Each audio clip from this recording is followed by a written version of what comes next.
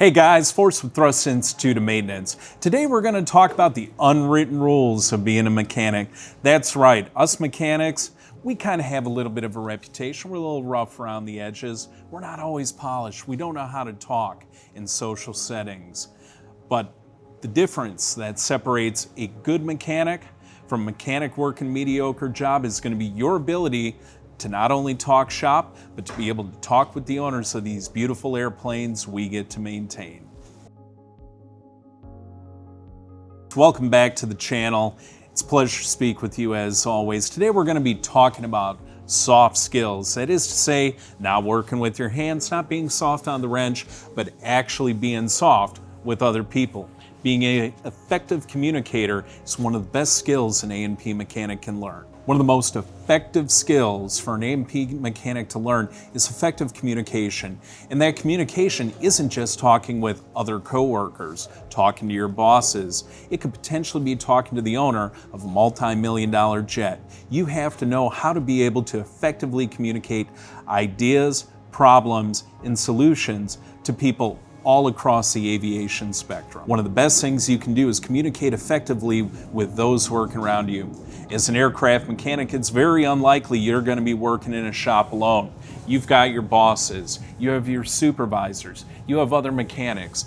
Miscommunication in aviation has led to some relatively large incidents over the years. I could name off accident after accident that's happened because one employee didn't communicate well to a supervisor or vice versa. Likewise, collaborating with other parts of your company as well. Maintenance is just one cog in the system of aviation. You have dispatch, you have pilots, you have the flight attendants. Everybody must work together effectively, and effective work means effective communication. The next big thing for mechanics is effective time management. Aviation is an industry that depends heavily on flights leaving the gate on time, arriving on time, most importantly, coming out of maintenance on time. Being a good user of the time makes you an effective mechanic. One thing that is critical to keep in mind is that an airplane showing up late to the gate might have a cascading effect on every other flight that airplane is supposed to make that day. Likewise, on the general aviation side of the house, not having that plane ready for a flying lesson in time could ruin somebody's day. If you can learn to master your schedule, you will be a more effective mechanic. Oftentimes, a mechanic's not going to know what they are going to do when they show up for work for the day. You might be going in thinking, I'm going to do a couple light checks on an airplane for the evening and call it a day, maybe even drink a little coffee in that break room. But then suddenly 11:30 p.m. rolls in and you get a call from your boss telling you you're heading to a different city to fix an aircraft that is stuck there. Flexibility is one of the hardest skills to learn.